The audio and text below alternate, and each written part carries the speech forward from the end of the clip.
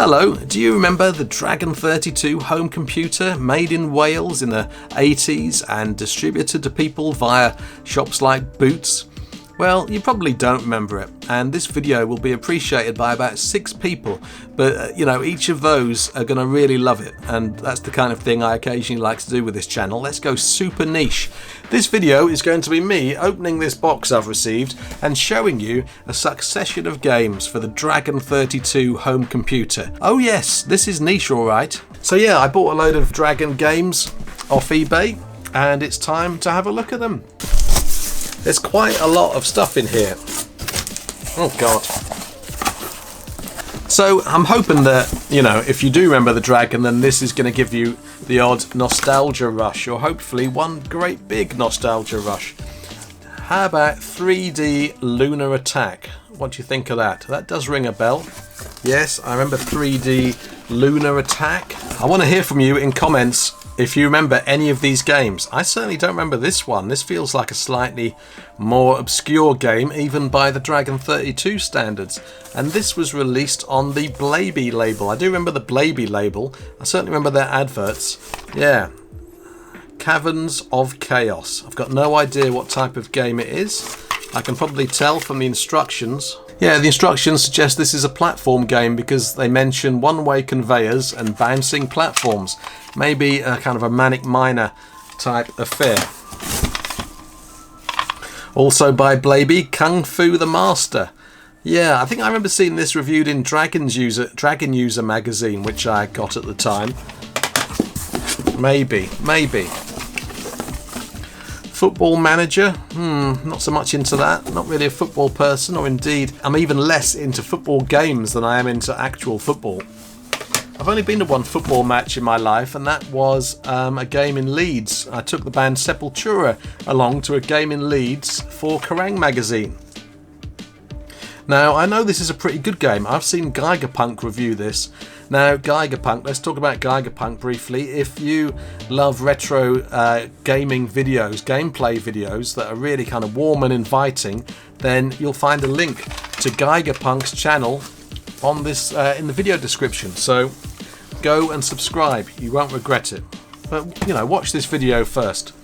Mansion of Doom. Okay, so that's tape only. Fair enough. Now, that's a bit iconic, I think, for Dragon users, this artwork.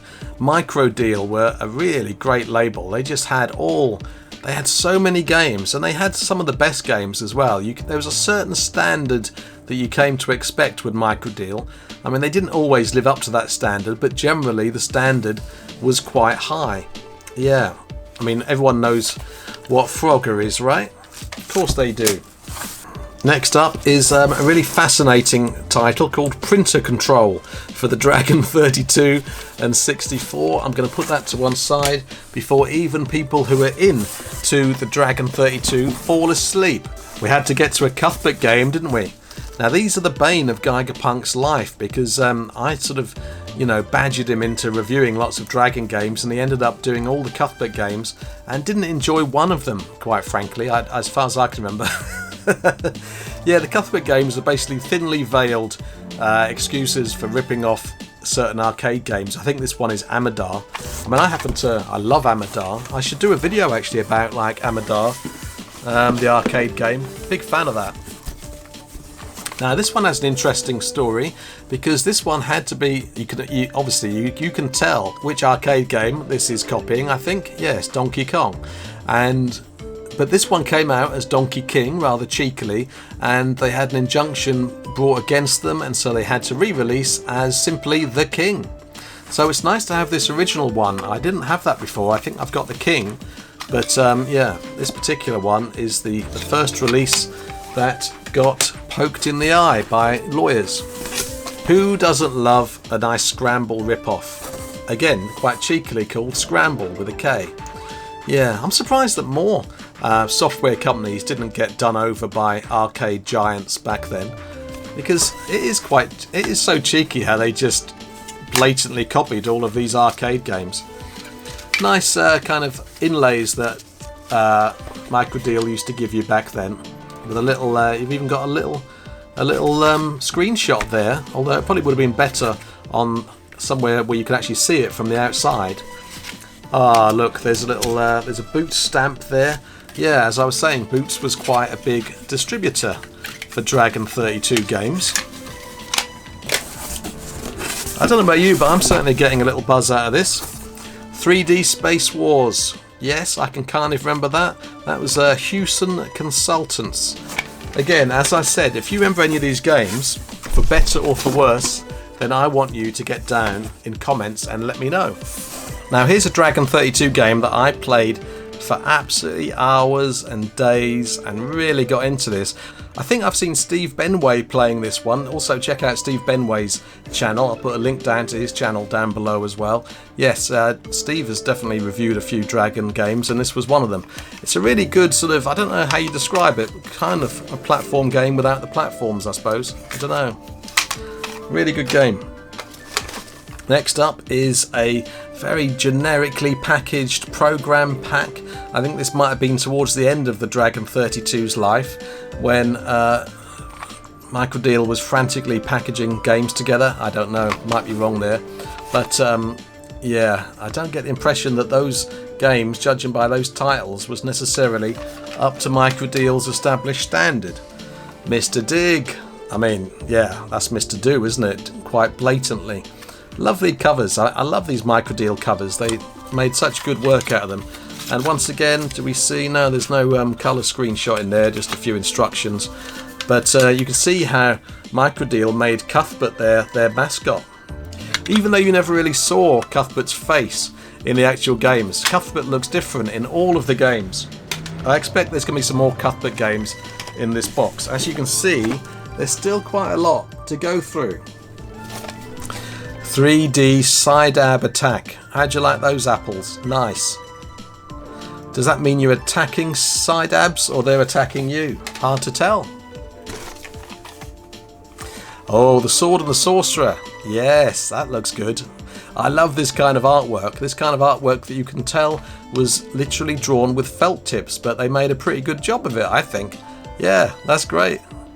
I love the whole DIY ethic back then of computer games and also record covers and videotapes as well. Bit of chess. I've got a bit of a soft spot for a chess game. I quite like the chess game and the drafts game on the Atari actually. The Atari VCS that is. Star Trek type game called Trek Boer. Yeah. Don't know if that sounds like my type of thing. It sounds a bit like a space strategy game. I don't know if I'll be having any of that. I never did get round to playing Elite. I mean, I know it's amazing, obviously. So here's a mysterious tape. Let's have a look and see what that says. Oh, it's Wizard's Lair. Wizard's Lair by Blaby again. Yeah, Blaby Computer Games. They're a reasonably prolific label. Oh, this looks nice. Touchstone. I think I remember seeing some graphics from this and it looked quite impressive. Yeah, by the end, I think Microdeal were making some pretty accomplished games that really pushed the limits of what the Dragon 32 could do. That case is broken there, but that's okay. I won't be starting a return items case against the seller. Eddie Steady Go. Lovely. I think I've seen Geigerpunk play this game on his channel.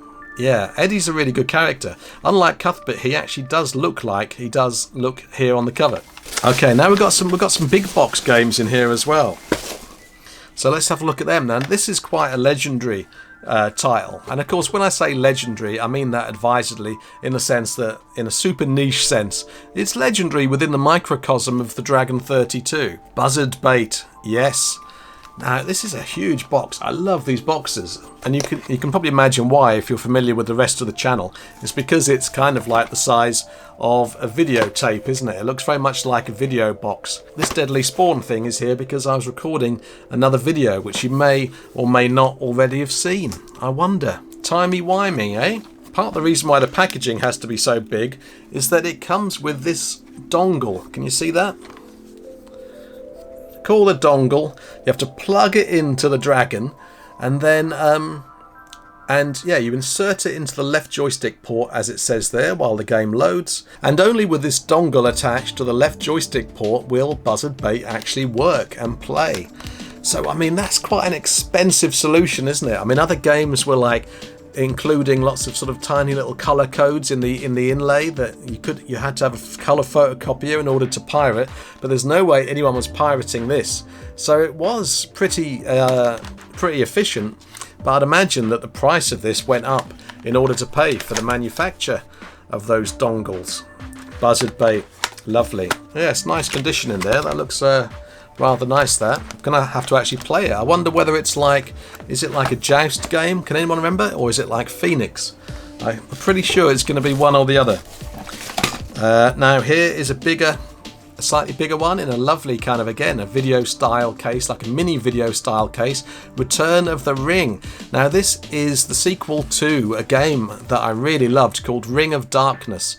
I played Ring of Darkness on the Dragon for quite some time. It was it kind of started out as it starts out with your little dot on a big fantasy map, and you're moving around this vast landscape, and then you enter towns, and then you enter dungeons, which are kind of rendered in like 3D vector style graphics, I suppose. And it really hooked me. Whether it would do now, of course, is another matter. Oh, you've got the instructions in there. I always appreciate that. There's Return of the Ring. Have you played Return of the Ring? Because I certainly haven't. Let me put that back inside nicely. You can see a few screenshots on the back there. They look quite nice, especially for the dragon. Of course, one of the problems with the dragon is that its colours. I mean, the colours were one of the things that attracted me as a kid, but the fact that the background was green or buff or black, and when the only way you could get games to play in high res was make them black and white, and so that wasn't really ideal. Time Bandit. Anyone remember Time Bandit? Because I certainly don't. But I'm certainly willing to give it a try. Lovely stuff. Time Bandit. No idea what type of game that is. Let's see. Stake your claim in Western world. Seek the riches of fantasy world and explore the bizarre future in space world. But beware, bandit, for strange creatures guard the precious loot of time. Okay, I'm no further forward as to what type of game that is, but it sounds reasonably imaginative. Okay, so we've got less than 10 games to go. What are they going to be? Super Bowl. Oh dear, I don't like sport games. However, I do like these kind of clamshell type things. So at least it's more interesting than the average thing. I think this might be a photocopied, unless they've gone for an arty black and white look. Yeah, this is definitely photocopied, and this is on Cable Software, who I rather like. They made some lovely kind of puffy clamshells for games like Drone and something else whose name I can't remember. Now, I can't figure out for the life of me what kind of arcade classic this could be emulating. Any ideas? What a complete mystery that is. Scarfman. Oh, now this is a bit exciting. I think this is one of the ones that tipped me over into bidding on this box on eBay. The Golden Baton. This is a text adventure, I think, or it might be a graphic adventure as well. I'm not sure. Looks like it's only 16k, so I'm guessing it's text only. But I've got a real soft spot for text adventures. Have you? Tell me about it down in comments. And also, if you like text adventures, then check out the documentary called Get Lamp, because that's amazing. So you got the Golden Baton in there. For a moment I was a bit scared because I saw this first. That was face up, and I thought it was like some kind of pirate. Imagine that, a pirate of the Golden Baton. But no. That's really cute. That's probably my favourite thing in the box, I'd say. And I suspect it may well be, because I remember it being the thing that made me go, oh yeah, that's nice. Yeah. I'm delighted with all of it, of course, you know, and there are plenty of games here that I didn't already have. I don't have that one, and I seem to remember that being one of Microdeal's more advanced games for the Dragon 32. Lovely stuff. Let's see if there's a screenshot to amuse you with. If you've played Dragon Raid, I want to hear all about it, please, down in the comments. In case you're wondering why I'm wearing this lovely hat, it's because my hair, I can't be bothered to tame my lockdown hair. And also I like this hat. Fantasy Fight. Another cable game in interesting packaging. Yes. Now this claims to have an instruction booklet and keyboard overlay. Oh, I'll be lucky if there's a keyboard overlay in here, won't I? Oh no, it's looking quite good. Let's see. Oh, is that a keyboard over? That doesn't look like a complete. Is that a complete keyboard overlay? I'm not sure. Well, it's certainly a bit of a keyboard overlay, and I'm not even sure what that means. And also, some of it has been coloured in with felt tip. I mean, albeit quite neatly. Still, I'd rather have a part of a keyboard overlay with a bit of felt tip colouring in than no keyboard overlay. Are you still watching? You must be really into the Dragon 32. You're just like me, aren't you? And you're really hungry for Dragon 32 content, and no one even hardly ever mentions the Dragon 32 on YouTube, and so a video like this probably strikes you as rather delightful. Now there's a big game in here. Unfortunately it's quite dull, but it's in a lovely big clam box. Haha! Data retrieval system. Yes! Incredible. On Salamander software. Now Salamander, as you can see, specialise in these boxes that are even bigger. Yeah, well, they're certainly wider than great big video cases were back in the day. That is even wider than the Deadly Spawn there. Yeah, so that's quite impressive. I mean, I'm never going to play this, but it does look nice. And actually, it occurs to me that I've got one of their text adventure games in a damaged box. Exactly like this, I think. And so I think I can swap over this box to the one that's damaged. Hooray, happy days, yeah? Yeah. 2 games left. I'm going to leave an absolute classic for last. And actually, this is supposed to be really good. Juxtaposition. The Barons of Seti V. Yeah, Seti V. Wintersoft. It's a Wintersoft game. And I remember hearing lots of great things about this. I assume it's like a text adventure, maybe with graphics. I'm not 100% sure. Let me know in comments, please, if this is something that I should absolutely prioritise. And like I said, there's 1 game left, and it's definitely a game you will have heard of. It's Jet Set Willy for the Dragon 32. Now, I can't remember whether this comes with the aforementioned anti-piracy measures, which includes like a...